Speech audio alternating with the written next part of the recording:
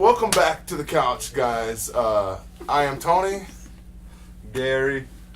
Dion. We got our main man, Technic G, here kicking it with us. Very dope MC, rapper from the Colorado Springs area.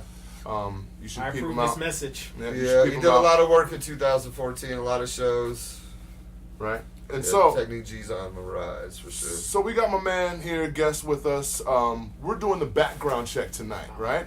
And the background check tonight, guys, is Outkast, Southernplayalistic Cadillac funky music. Yes. Players. I like that. I like that, guys. I like that, John.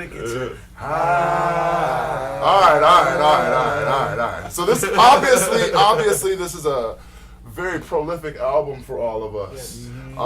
Yes. It was really cool to kind of go back to this record, especially after seeing all the things that Outkast has done before. You know what I'm saying? And this is their first album here. Many amazing albums. Many amazing albums. So with our guest Technic G, I want to see what your feelings are about this album here. How do you feel about this album, Southernplayalistic Cadillac Music here, man? Man, I'm telling you what, this album is a main influence on just about everything I do, you know what I'm saying? Oh, wow. Like, not just, in this hip-hop game and, like how I style it and try to choose to, go about making my music, but just like, everything they was talking about at a certain point, I'm relating to. Right. And it's cool that we're now doing a review on it because I had to look back and remember when I first heard it. Right. And I was 8 years old, you know what I'm saying? Holy and shit. my big brother, you know what I'm saying? He's 7 years older than me, so he's hip to a lot of things that I'm not hip to, but he was putting me on to everything. He kind of kicked us down to you. And I was already listening to hip hop for 3 years. Right. Since I was 5, Right. And this album came out, and we was jamming it, and, I didn't really understand everything about it at the time, but I seen it in my neighborhood, you know what I'm saying? I could understand it and relate to it.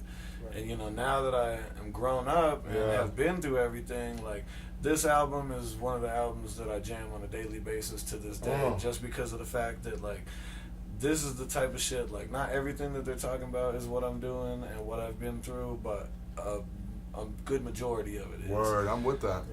I want to hear a fun fact. My brother was the one that put me on. My brother Dwayne, he's the one that put me on to Outkast. Like originally, like an East Coast head, I wasn't even trying to hear it. Not even. I don't want to listen to it. I didn't want to do Players Ball. I was like, I didn't want to hear it. I couldn't get into it. I wasn't even trying because I was so into what I wanted to listen to, like Tribe. Like listening to Wu-Tang.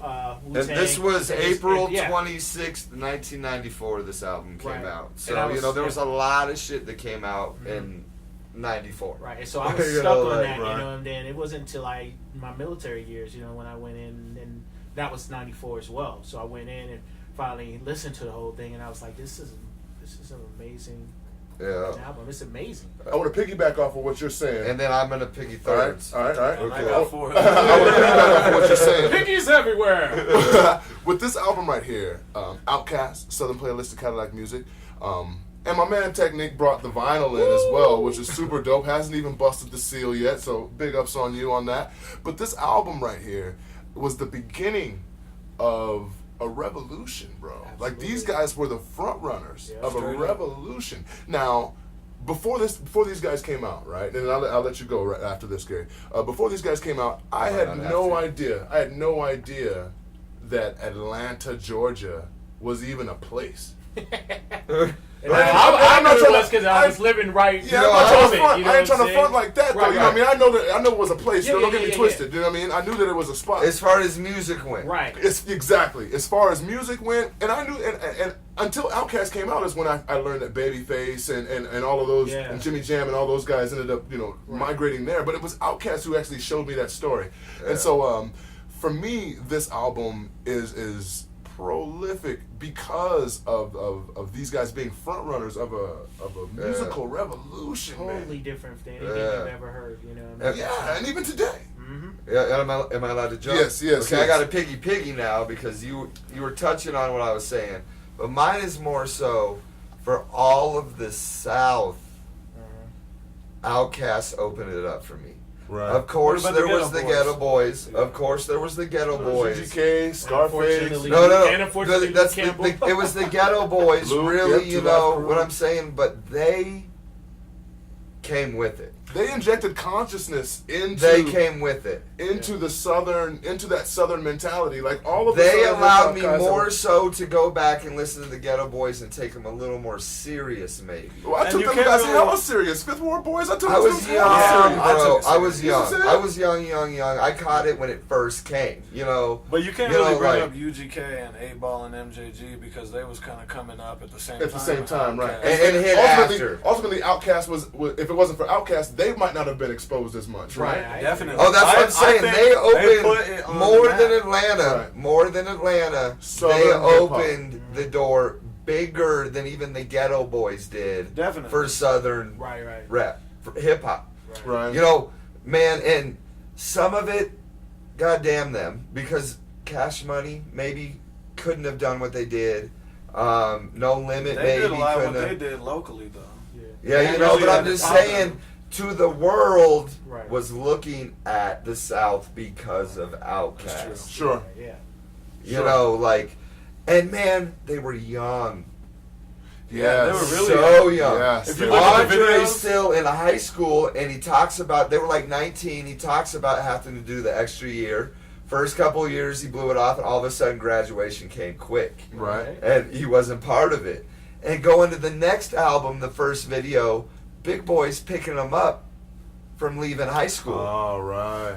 You know, like right. they were young, Those and they elevators. put together an amazing album right here as in a basement, in a dungeon.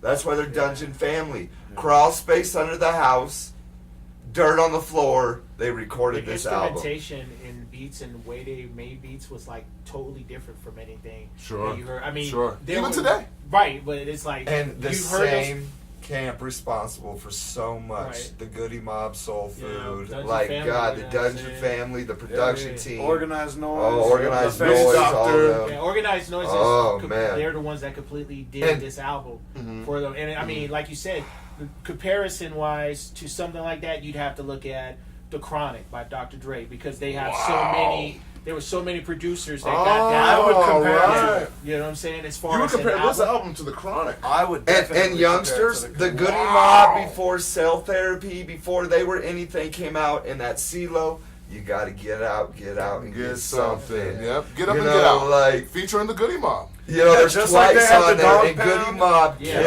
everybody, it. Yeah. they had the Goody Mob. Yeah, it was Yeah. like That was the Dungeon Family, just Dungeon like Family. it was Yeah. the, Death That Row. is very Right, true. exactly. That is So- very true.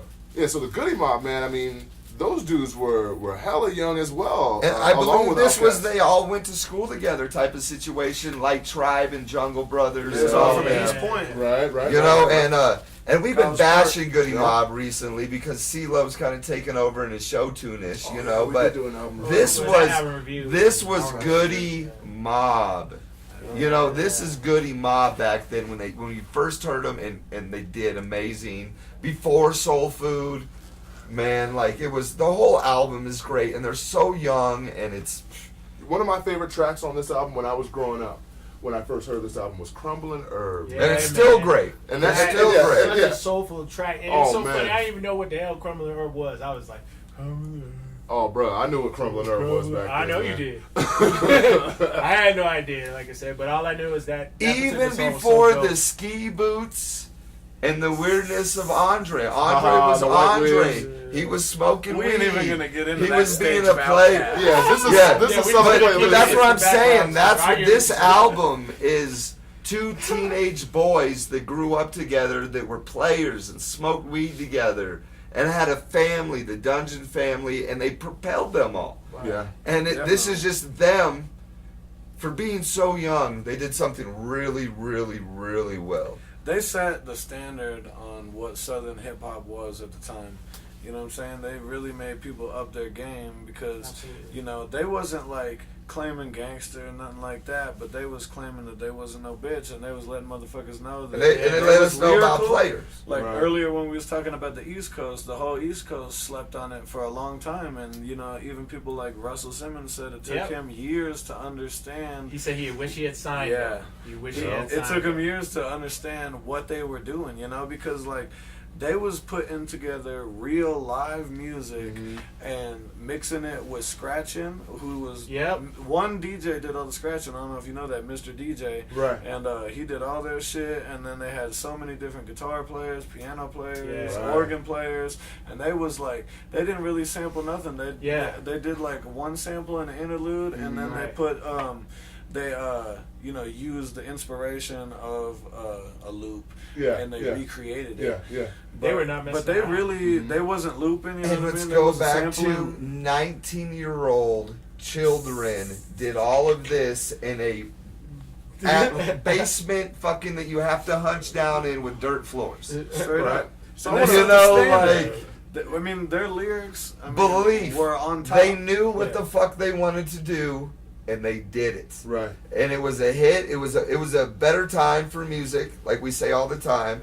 But man, when the video for Players Ball dropped, I was just gonna mention. there's a Players lot Ball. of people that didn't know about South music that knew about South music. You What know, you that was saying about the originally lyrics, a Christmas song.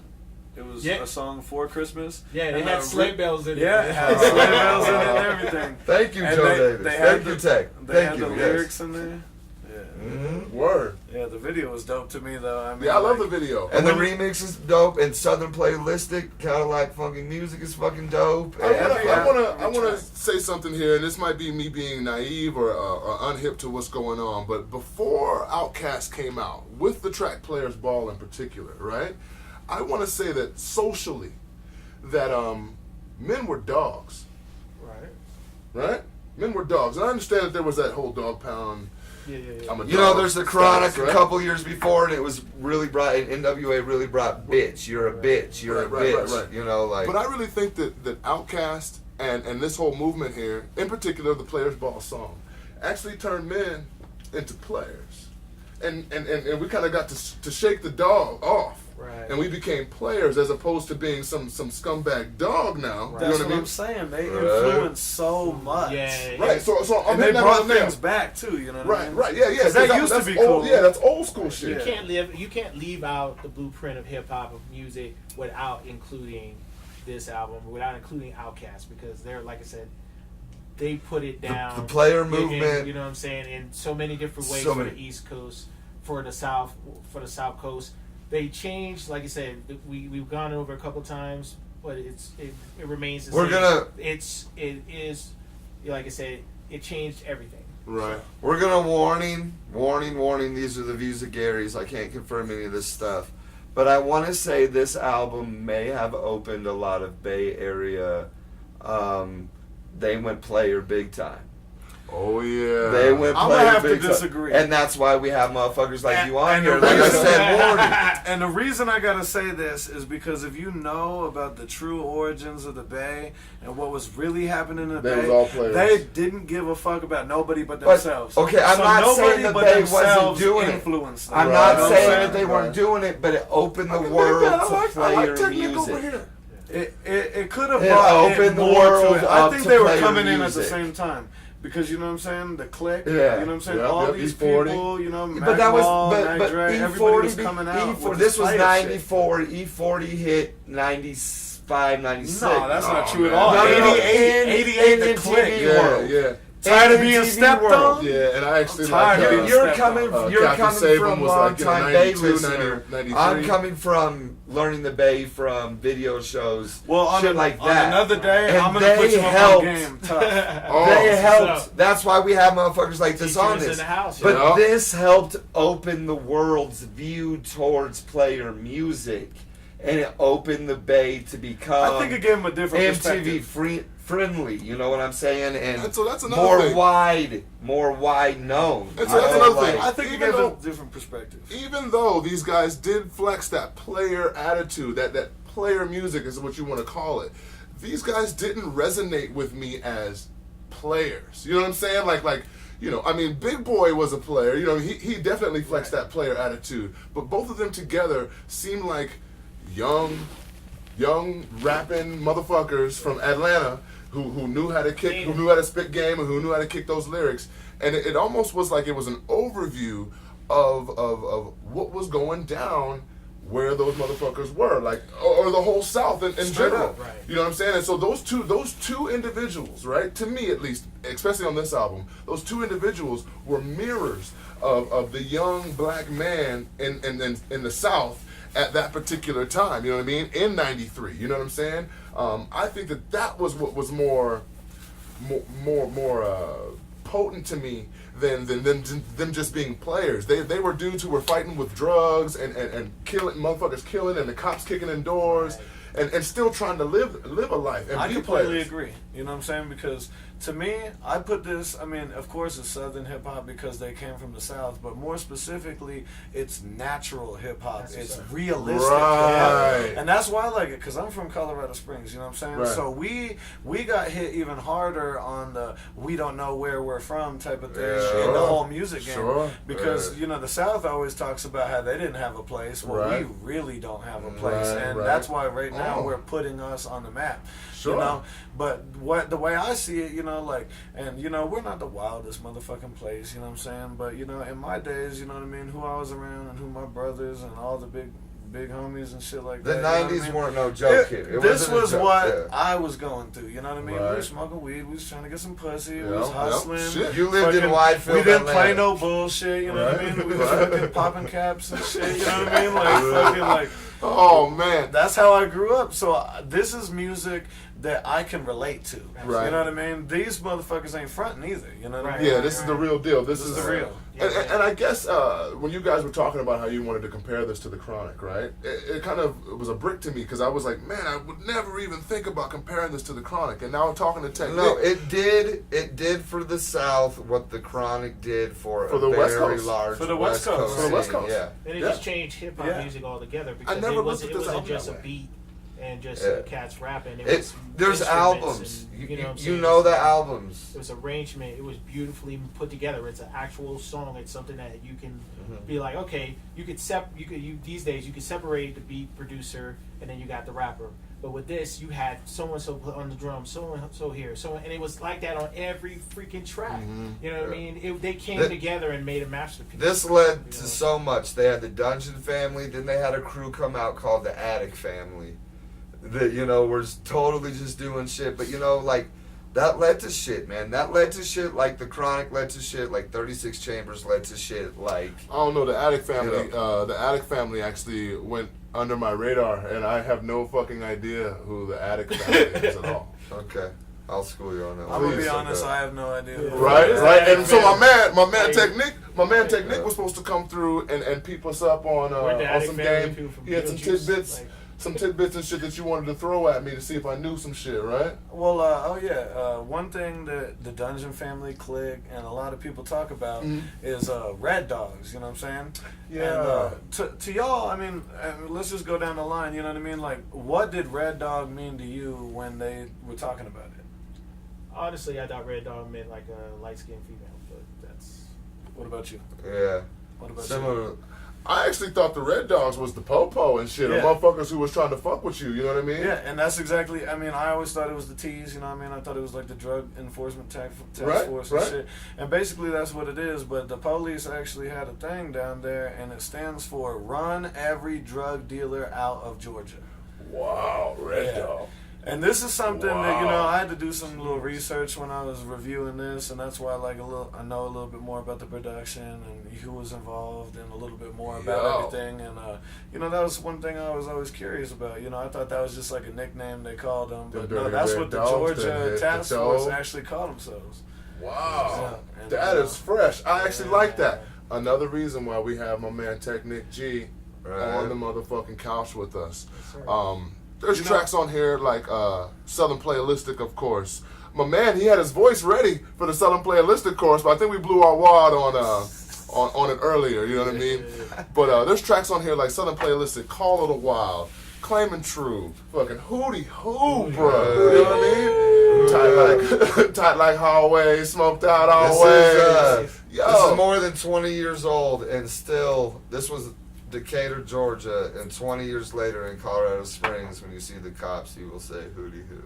I wanted to live and be in Atlanta, you know what I mean, once this album came out. I wanted to live this lifestyle. I wanted to be a part of all of this. I'm still going to take a vacation out to Atlanta one of these days to kind of see how things... Oh, I wanted to buy a dog for Big Boy's fucking kennels. I wanted to, man, you think Hootie Hoo had something to do with the police? Well, there's several references to me, I mean, when, you know, I heard Hootie Hoo in the way what I do is like the homies, you know what I mean? Like, you down the street, you know what I mean? Because these were young cats. You got to understand that, like, you know what I mean? They weren't, like, driving too much, you know what I'm saying? Like, those were the big homies' cars in the fucking videos and shit, you know what I mean? Right.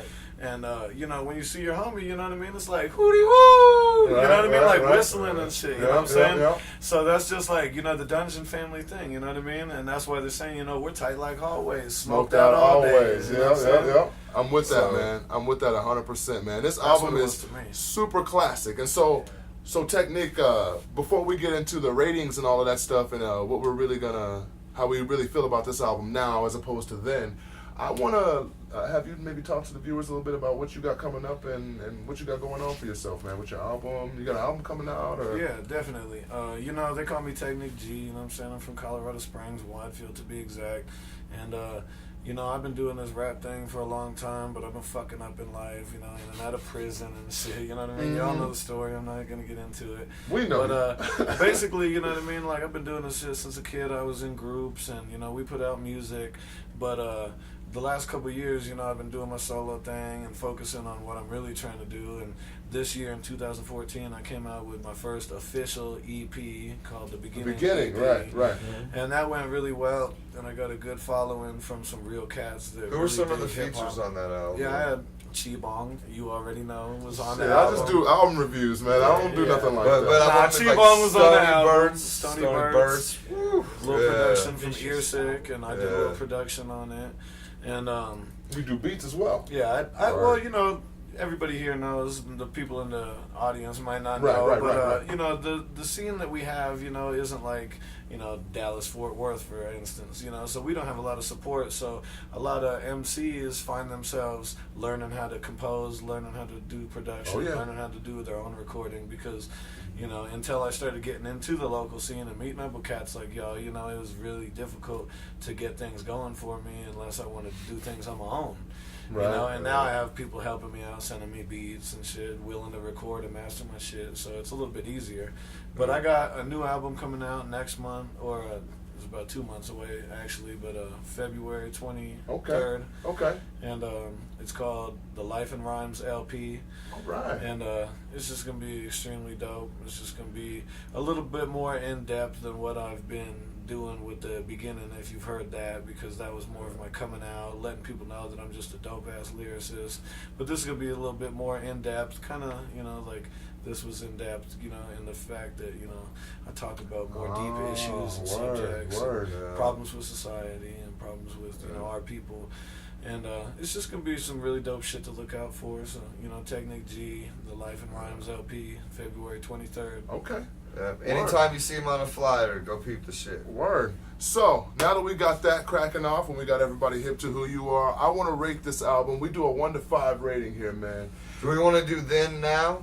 Well, I'm going to say then, when I first heard the record, I would probably rated this at like a 3.5, because a lot of that stuff went over my head, you know what I'm saying? Yeah. But then now that it's grown on to me, and now that I know, I understand, and I figure out what this album is, this is a 5. Definitely. Yeah, for me, I mean, to be honest, when I first heard the album when I was 8 years old, you know what I'm saying? Like, I was more into, like, Too Short because he was talking about bitches yeah. sucking his dick. You know what I'm Yeah. saying? So I was listening to Cocktails and I just thought that was the coolest shit to me. Cocktails is a great And, album. and then I like some like real gangsta ass shit like DRS and shit. You know what I'm saying? Yeah. Some motherfuckers talking about killing and shit. So that's the kind of shit that I was digging. So I give Dirty it. Rotten Scoundrels. Yeah, when I was a Yeah. kid, you know, I'd probably say, you know, it was like a 3 or a 4, Gangsta you know. Wayne. It was really cool. I dug it, you know what I'm saying? But now that I'm an adult and I've been through everything that they're talking about, I understand it. You know, they touch into religion, Islam, 5%ers, you know what I mean? They really drop game and knowledge on this, and it's not just some people from the South. It's, you know, it's not about pimping hoes and slamming Cadillac doors, you know what I'm saying? And if you think that, then you didn't listen to it. And that's probably why a couple East Coast cats, you know, like you probably think totally different once you really heard every lyric. Yeah, And so that's how I feel now that I've heard every lyric. I understand what it is. I'm an adult.